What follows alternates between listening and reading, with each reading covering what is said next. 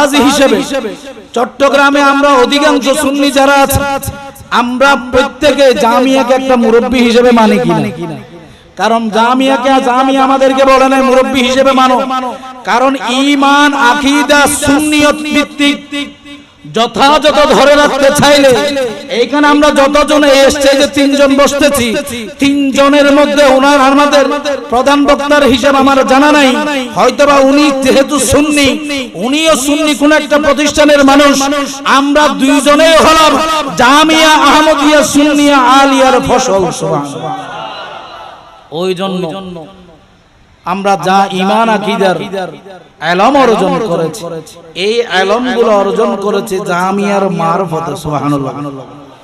এই জামিয়ার মাধ্যমে যেহেতু আমরা একটা বিশ্বাস রাখি, ঠিক অনুরূপভাবে যারা কওমি আকীদার ভাইয়েরা আছে ওনারাও একটা মাদ্রাসাকে নিজেদের মাথার তাজ হিসেবে ভারতীয় উপমহাদেশের সর্বশ্রেষ্ঠ কওমি আকীদার প্রতিষ্ঠান হিসেবে যেই প্রতিষ্ঠানটাকে মান্য করে থাকে ওই প্রতিষ্ঠান হলো দেওবন্দ। ওই প্রতিষ্ঠানের যেই প্রতিষ্ঠাতা মাওলানা কাশেম নানুতুবি সাহেব, যাকে ওনারা রহমতুল্লাহ আলাইহি বলে থাকে, ওই কাশেম নানুতুবি ওনার হিসাবে ওনার কিতাবে উনি ঈদে মিলাদুন নবী পালন করেছেন।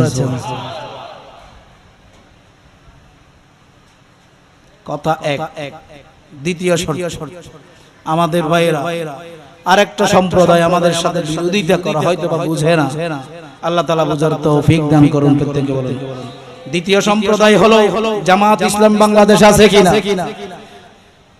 বাংলাদেশের জমিনে, অথচ জামাত ইসলাম বাংলাদেশ যারা জামাতের সাথে সম্পৃক্ত ভাইয়েরা ওনাদের যেই মুরব্বী রিসেন্টলি ঈদে মিলাদুন নবীর একটা সুন্দর বক্তব্য দিয়েছে, বর্তমান যুগের যে মুরব্বী আছে সাতকানিয়ে তারা সাবেক এমপি ছিল শাহজাহান চৌধুরী, সবাই চিনেন তো, উনি সাম্প্রতিক একটা মিলাদুন নবী সম্পর্কে একটা বক্তব্য দিয়েছে। সুবহানাল্লাহ। বক্তব্য আমরা দিছি তাই নয়, আমরা তো বেদাতি ওই জন্য দিয়েছি।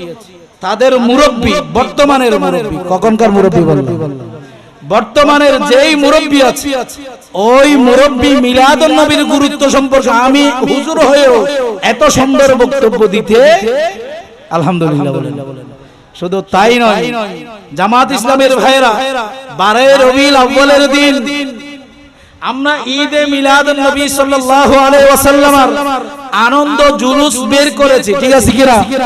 আপনারা শিকল বাহার